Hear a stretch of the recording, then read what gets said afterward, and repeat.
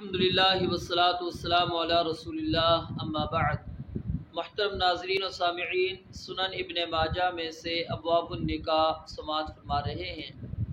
آج ابواب النکاح کا عنوان نمبر 30 ہے، باب العزل، عزل کا بیان۔ عزل کا مطلب کیا ہے کہ عورت سے جماع کرتے وقت جب انزال ہونے لگے تو پیچھے ہٹ جائے تاکہ حمل کا اندیشہ نہ رہے۔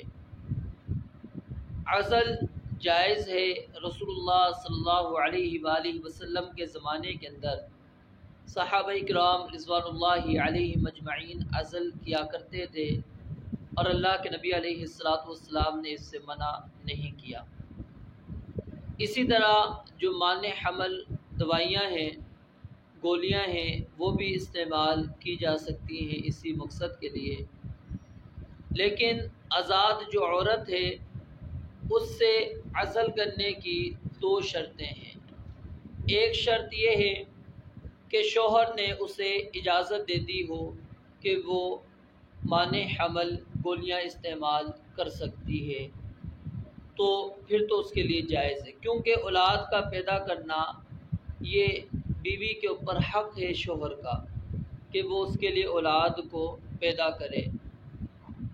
اس لیے اگر شوہر نے اجازت دے دی ہے تو پھر وہ مانع حمل ادویات استعمال کر سکتی ہے۔ اور نمبر 2 شرط یہ ہے کہ عورت کو اس کی واقعی ضرورت ہو، یعنی کہ وہ بیمار ہو، یا پھر ہر سال حمل کی متحمل نہ ہو، یا بے حد لاغر اور کمزور ہو چکی ہو، یا پھر کوئی اور سبب ہو جس کی وجہ سے عورت کے لیے مانع حمل ادویات کا استعمال کرنا بے حد ضروری ہو گیا ہے، تو پھر اس کے لیے جائز ہے۔ وگرنہ اس کے علاوہ شیخ صالح العثیمین رحمہ اللہ بیان فرماتے ہیں، ان 2 شرطوں کے علاوہ کسی اور مقصد کے لیے اگر مانع حمل ادویات استعمال کی جاتی ہیں وہ جائز نہیں ہے۔ ہمارے ہاں مانع حمل ادویات اس لیے استعمال کی جاتی ہیں تاکہ اولاد زیادہ نہ ہو۔ کیوں اولاد زیادہ ہوگی تو ان کے نان نفقے کا مسئلہ ہوگا، ان کی تعلیم کا مسئلہ ہوگا، ان کی تربیت کا مسئلہ ہوگا، تو یہ کوئی سبب نہیں ہے کہ جس کی وجہ سے مانع حمل ادویات استعمال کی جائیں۔ آئیے احادیث مبارکہ ہم پڑھتے ہیں۔ حدیث نمبر 1926۔ ابو سعید خدری رضی اللہ تعالیٰ عنہ سے روایت ہے کہ ایک آدمی نے نبی علیہ السلام سے عزل کے بارے میں سوال کیا تو آپ علیہ السلام نے فرمایا، کیا تم یہ کام کرتے ہو؟ اگر نہ کرو تو کوئی حرج نہیں۔ یعنی اس میں اشارہ ہے کہ اجتناب کر لو، بہتر ہے، لیکن آپ نے سختی سے منع نہیں کیا۔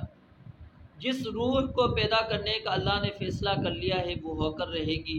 یعنی اگر اللہ تعالیٰ نے تمہارے اس نطفے کی وجہ سے اولاد کے پیدا کرنے کا اللہ نے فیصلہ کر رہا ہوا ہے، چاہے تم ادویات استعمال کر لو یا جو بھی طریقہ استعمال کر لو، اللہ نے اس سے اولاد کو پیدا کر کے ہی رکھنا ہے، اور یہی اللہ رب العالمین کی کیا ہے؟ قدرت ہے۔ حدیث نمبر 1927۔ جابر رضی اللہ تعالیٰ عنہ سے روایت ہے، انہوں نے فرمایا، نبی علیہ السلام کے زمانے میں ہم لوگ عزل کر لیا کرتے تھے جبکہ قرآن نازل ہو رہا تھا۔ یعنی اس سے مراد کیا ہے کہ اللہ کے نبی علیہ السلام نے منع نہیں کیا، کوئی قرآنی حکم یا حدیث نازل نہیں ہوئی۔ سیدنا عمر بن خطاب رضی اللہ تعالیٰ عنہ سے روایت ہے، انہوں نے فرمایا، نبی علیہ السلام نے آزاد عورت سے اس کی اجازت کے بغیر عزل کرنے سے منع فرمایا، کیونکہ آزاد عورت سے اجازت لینا اس لیے ضروری ہے کیونکہ اسے اولاد پیدا کرنے کا حق ہے۔ تو اگر وہ اجازت نہیں دیتی تو ٹھیک ہے، پھر اسے عزل نہیں کرنا چاہیے۔ اگر وہ اجازت دیتی ہے کہ میں اولاد نہیں ابھی پیدا کرنا چاہتی، تو پھر عزل بھی کیا جا سکتا ہے اور مانع حمل ادویات وغیرہ بھی استعمال کی جا سکتی ہیں، لیکن 2 شرائط پیش نظر رہیں گی کہ عورت کو واقعی اس کی ضرورت نہیں ہے اس وقت، یعنی کہ یہ مانع حمل ادویات کا استعمال اس کی ضرورت ہے، پھر تو ٹھیک ہے، اور نمبر 2 شوہر نے اس کو اجازت دے رکھی ہے۔ اللہ رب العالمین سے دعا ہے رب العالمین سمجھنے اور عمل کرنے کی توفیق عطا فرمائے۔ وآخر دعوانا